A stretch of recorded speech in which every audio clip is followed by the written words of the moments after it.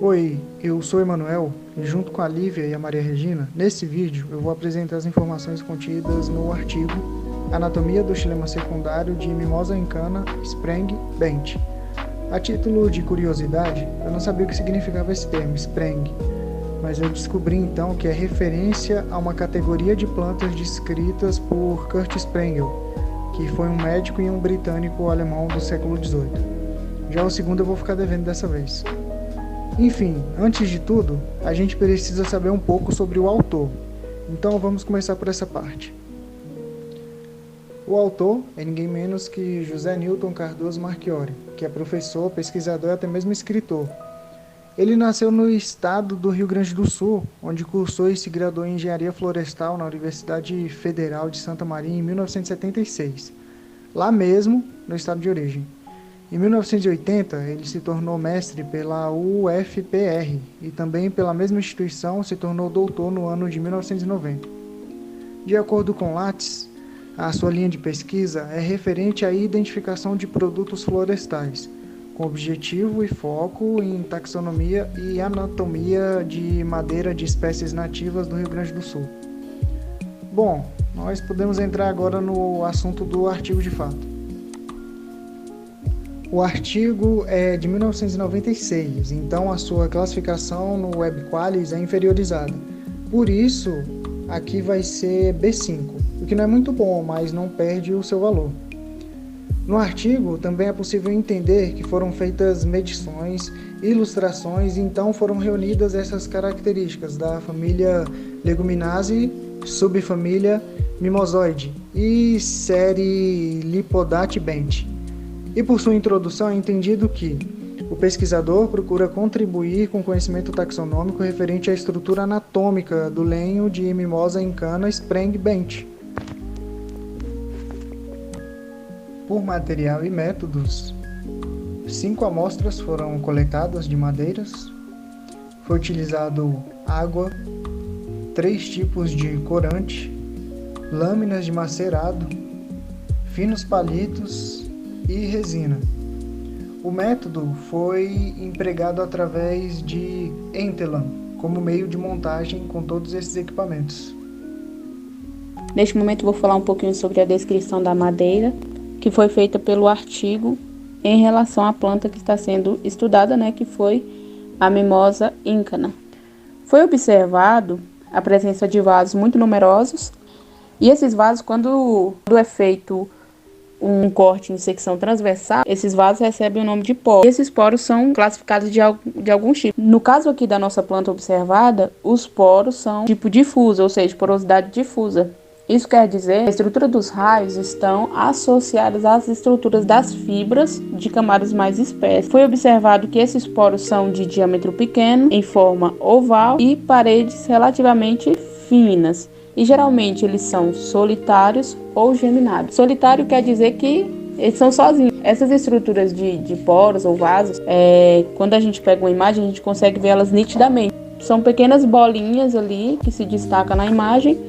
E quando elas são solitárias, são bolinhas sozinhas separadas, individuais, Quando são geminadas, é como se fosse uma bolinha partida no meio, cortada no meio. Aí ficou uma bandinha para um lado, outra para o outro, e elas estão se juntando, se unindo. E isso é uma estrutura de poro geminado. Nessa estrutura aqui, nessa planta, é raro ver poros múltiplos, ou seja, já é quando tem vários poros, várias bolinhas bem juntinhas ali, bem aderidas. Já é mais difícil perceber nessa planta aqui. Também foi observado parênquima axial, paratraqueal, vasicêntrica. Isso significa, quando é observado o parênquima na imagem, podemos perceber que ele circunda completamente os vasos, formando uma auréola ao redor dele. Ao observar a imagem, a gente percebe o parênquima geralmente de outra cor, uma cor mais clara ou mais escura, já circundando toda a estrutura do vaso ali ou do poro. Também foi observado a parênquima do tipo marginal. Quando observa um anel de crescimento, a gente consegue observar o parênquima marginal mais estreito, né? Ou seja, esse parênquima marginal ele fica ali nas margens e pode ser observado justamente quando está sendo observado anéis de crescimento. Geralmente esses parênquimas ficam em forma de linhas ali no começo, nas margens, né? Ou em forma de ondinhas e assim vai. Foi observado também a presença de raios, né? Mas os raios já são pouco numerosos e são raios tetraceriados e também do tipo trisseriado e fracamente heterogêneo. O que isso quer dizer? Isso quer dizer que os raios fracamente ou dificilmente vai ter mais de um formato, raios do tipo homogêneo, né? Que apresenta mais só uma forma. Também foi observada a presença de fibras, ocupando cerca de 50,6% do volume da madeira. Essas fibras são do tipo libriformes e frequentemente gelatinosa e apresenta também pontuações simples, né, nas estruturas dessas fibras. O que são pontuações? Pontuações são áreas de campo de cruzamento onde ocorre comunicação de uma estrutura com outra. Nesta planta aqui foi observado pontuações do tipo raios vasculares, ou seja, espaços, né, onde há comunicação entre o raio e o vaso. Foi observado pontuações do tipo parênquimo vasculares, né, que está fazendo a pontuação ali entre comunicação entre o parênquimo e o vaso. Também foi observado pontuações intervasculares. Nessas pontuações também ocorre troca de fluidos, passam pelo xilema e fica ali, né, passa pelo xilema e vice-versa. O artigo apresentou para a gente uma tabela. É a tabela que vocês podem observar agora. Nessa tabela está aí listado todas as características que foram observadas, né, em relação aos poros, aos raios, fibras, pontuações. E são características do tipo em relação ao diâmetro, por exemplo, aqui, né, no 3. Diâmetros do poro. Foi observado também em relação à largura, em relação à altura, em relação à espessura. E aí a tabela apresentou um valor mínimo para cada característica, a média, né, do que foi coletado, e o valor máximo. E também, por último, né, na última linha, aí a gente também tem um desvio padrão. Vocês podem dar uma pausa aí no vídeo para que vocês, né, possam dar uma observada nessa tabela aí bem direitinho, tá bom? Olá pessoal, aqui é a Lívia e agora eu vou explicar para vocês essa parte do artigo da discursão. Inicialmente é destacado os principais caracteres anatômicos da madeira de mimosa íncana. Esses caracteres consistem em elementos vasculares muito curtos, placas de perfurações simples, pontuações alternas, parênquima paratraqueal e fibras libriformes. É bastante destacado também o quanto é importante as pontuações ornamentadas em elementos vasculares. Importante por quê? Porque é uma característica, é um caractere que é encontrado em quase todas as madeiras das leguminosas. E essas características, esses caracteres que eu acabei de falar para vocês, eles são constantes e peculiares a essa família. Por seguinte, é destacado como a estratificação que é observada no parênquima axial da mimosa íncona é uma característica que não é muito associada, que não é muito comum na subfamília Minosoidea. E anteriormente essa característica ela foi registrada somente para a mimosa adéprissa e mimosa escabrela. E com essa observação dessa característica anatômica na madeira aqui estudada, que é a mimosa íncana, eles conseguem desmistificar essa tendência generalizada nas demais mimosoídeas. Eles conseguem observar que não é só na mimosa adéprissa ou na mimosa escabrela que conseguimos observar a estratificação no parênquima axial.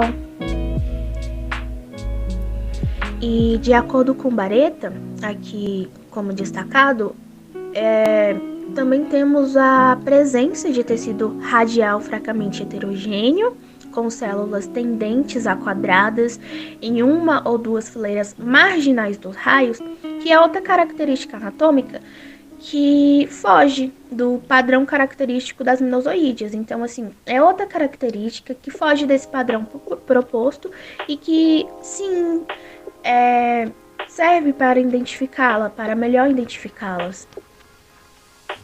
E por fim, como outras características para identificar a mimosa íncona, É destacada a predominância de poros solitários na secção transversal do lenho e também a presença de raios com até 5 células de largura e a virtual ausência de cristais no tecido lenhoso.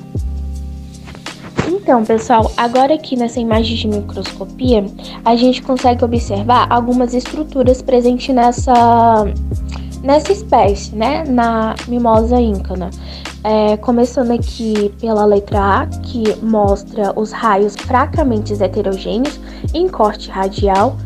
Já na letra B, a gente consegue observar aquele parênquima axial estratificado que eu disse anteriormente, que não é uma estrutura comum a essa subfamília, mas que está ali. E também as linhas vasculares, aqui indicada por essa letra V como indicado, os raios multisseriados em corte tangencial, os demais cortes estão em cortes longitudinais e os raios multisseriados especificamente em corte tangencial, tá, pessoal? E aqui na letra C, a gente consegue observar detalhes de corte tangencial mostrando raios multisseriados com 5 células de largura, parênquima axial estratificado também e fibras de paredes espessas. Agora, concluindo, a gente responde a seguinte pergunta. O objetivo do artigo, ele foi alcançado? E sim, acreditamos que o objetivo foi alcançado, pois o objetivo era tentar contribuir para o melhor conhecimento taxonômico do gênero aqui estudado. E sim, acreditamos que eles conseguiram contribuir para esse melhor conhecimento, conseguiram, como eles disseram, preencher essa lacuna que existia, nessa falta de conhecimento, de uma maneira clara, pois não é um artigo difícil de ser lido, e é isso. Bom, é claro que por ser um artigo de 1996, muita coisa evoluiu. Então vou fazer esse apontamento justamente nesse sentido. Já na conclusão, no tópico A, o pesquisador assume que a estrutura anatômica é altamente evoluída. Então, seguem as conclusões até o tópico D, onde ele completa com o raciocínio de que a ocorrência de poros, principalmente solitários e de tecido radial, fracamente heterogêneos, sugerem a inserção de espécie na série Lepidotibent. Então, a princípio, são resultados concretos, mas e se esse mesmo estudo for desenvolvido nos dias atuais? Bom, minha crítica é essa. Que tal acompanhar, juntamente com a evolução da ciência, a evolução do objeto de pesquisa? O grupo recebeu 4 perguntas e irá respondê-las em ordem, mas vamos às 4 perguntas e em seguida às suas respostas. O grupo da Leila pergunta: o artigo menciona que a anatomia da madeira foi pouco investigada, pois não era do interesse econômico. Mas qual seria a importância taxonômica da análise da estrutura anatômica do lenho de mimosa incana? O grupo do Clayton pergunta: mimosa incana é um arbusto inerme de até 3 metros de altura. Apresenta flores com estames rosados e legumes mais largos na extremidade do que na base, sendo cobertos pelos pelos duros espinulosos. Qual a função dos pelos duros espinulosos? O grupo da Ana pergunta: segundo a autora Bareta Kuipers, a homogeneidade dos raios é uma das características mais notáveis na madeira das mimosoides, constituindo-se em importante tendência evolutiva a partir das leguminosas sesalpinoides. Quais estudos utilizados para chegar a esta conclusão? O grupo da Yara pergunta: o artigo menciona que a estrutura anatômica da madeira de mimosa incana é altamente evoluída.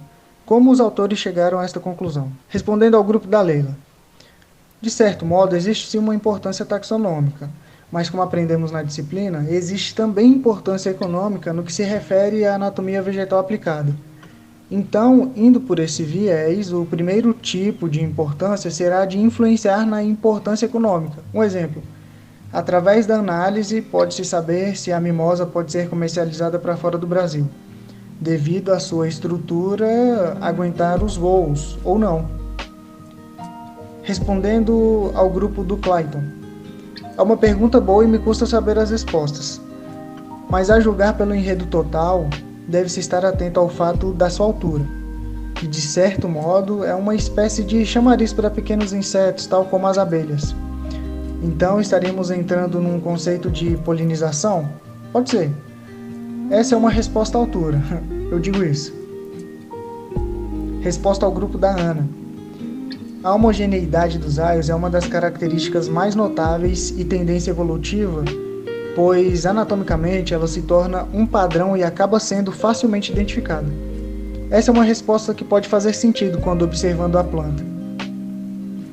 Resposta ao grupo da Yara. Sim, na conclusão ele sugere isso, e de fato é, porque ocorre de pontuações ornamentadas em elementos vasculares de mimosa em cana, assim como a homogeneidade dos raios, que é um traço de características mais notáveis e tendência evolutiva. Bom, aqui se encerra o vídeo. Eu agradeço a sua atenção. Vou deixar as referências. Use máscara ainda e beba água. Tchau.